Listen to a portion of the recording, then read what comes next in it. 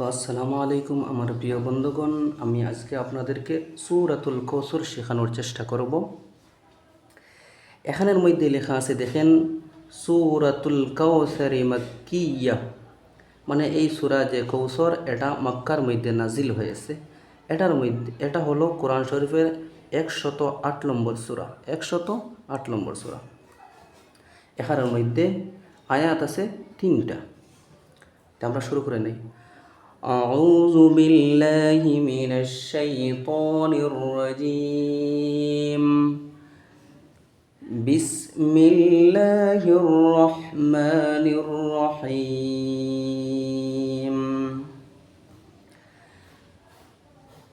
এরকম আমরা এখানের মধ্যে আমি সব ভিডিওতে বলে আসছি। যদি কোনো নতুন দেখনেওয়ালা হলেন তাহলে আমি আবার বলে দিয়ে যাচ্ছি যে এখানের মধ্যে সিন যেটা আছে এটাকে আমরা বাঁশির আওয়াজের মতো বাহির করব।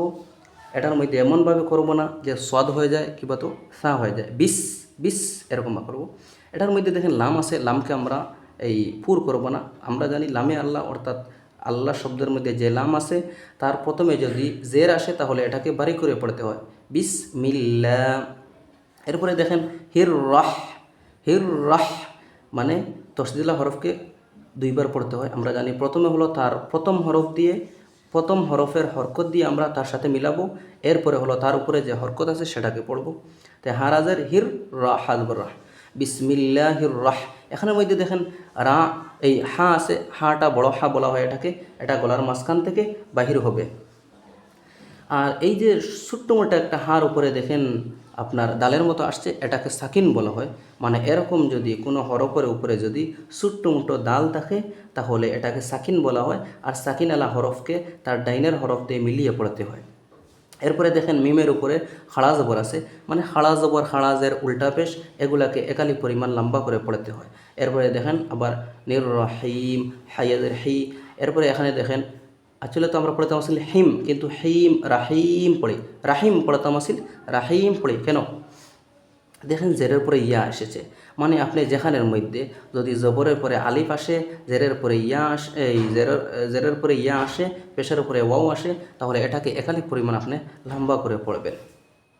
দেখেন আপনি কীরকম পড়বেন, রহিম, বিসমিল্লাহির রহমানির রহিম, বিসমিল্লাহির রহ, বিসমিল্লাহির রহমানির রহিম। এখন দেখেন আমরা সূরা শুরু করে নেই। ইন্না, হামজাজের ই, হামজাজের ই নাই, হামজাজের ই, হামজা নুনজের ইন, নুনালি জবর না। এই দেখেন একটা জিনিস ইয়াদ রাখা আমাদের জন্য অনেক জরুরি। যদি নুনের কিবা তো মিমের উপরে যদি তসদিদ থাকে, মানে ডাব্লিউর মতো একটা চিহ্ন থাকে, সেটাকে তসদিদ বলা হয়। এই সময় আমরা কি করব, এটাকে একাধিক পরিমাণ গুন্না করে পড়ব। মানে গুন্না কীরকম করব, আপনি আওয়াজটাকে বন্ধ করে এই নাকের দিকে শ্বাস ফেলাবেন, তখন এখানের মধ্যে গুন্না হয়ে যাবে। কীরকম, ইন, মানে আমি আওয়াজটাকে বন্ধ করলাম, নাকের দিকে শ্বাসটা দিয়ে দিলাম, তখন গুন্না হয়ে যাবে। ইন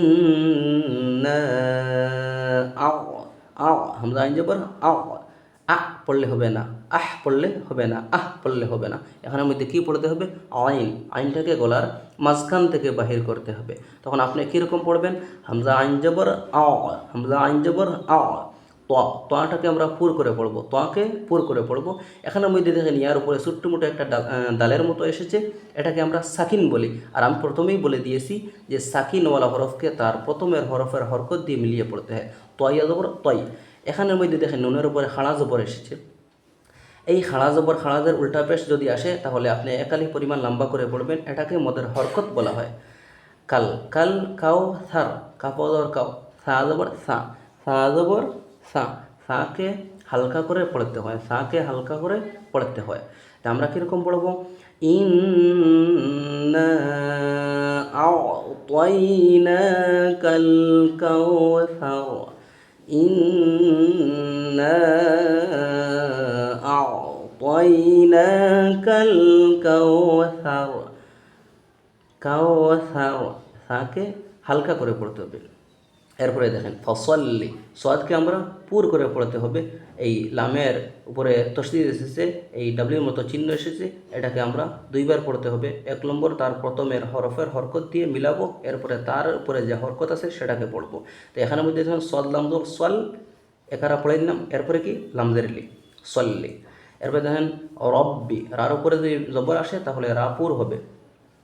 রব্বিকা, ক পড়লে হবে না, খা পড়লে হবে না, রাব্বিকা রব্বিকা। ওয়াও নুন জবর ওয়ান, ওয়াও নুন জবর ওয়ান নাই, এটা কি ওয়ান, ওয়ান ওয়ান নাই, এটা ওয়ান, ওয়াও নুন জবর ওয়ান।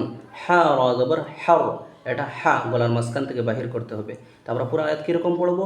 ফাসল্লি লিরাব্বিকা ওয়ানহার, ফাসল্লি লিরাব্বিকা ওয়ানহার।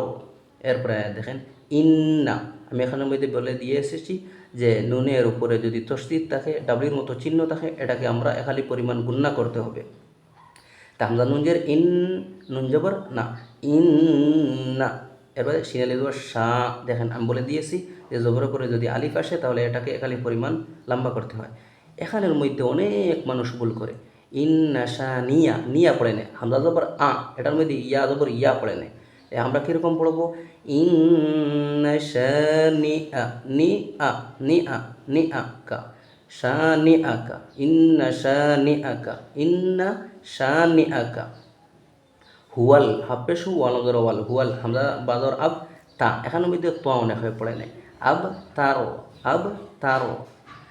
ইন্না শানিআকা, ইন্না শানিআকা হুয়াল আবতার, ইন্না শানিআকা হুয়াল আবতার। আমরা পুরা সূরাটাকে শুনে নেই। আউযু বিল্লাহি মিনাশ শাইতানির রাজীম। বিসমিল্লাহির রহমানির রহিম।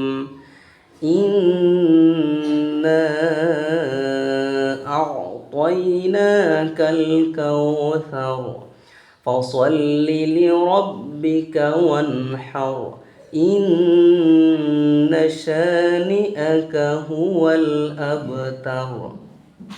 আশা করি আপনারা এই ভিডিও থেকে এই সূরাকে সুন্দরভাবে শিখিয়ে নিতে পারবেন। আপনারা সবের নিয়ত হিসাবে আপনাদের বন্ধুদেরকেও পাঠিয়ে দিবেন। আল্লাহ তাআলা আমাদের সবাইকে দিনই শিক্ষা অর্জন করার তৌফিক দান করেন, আমিন।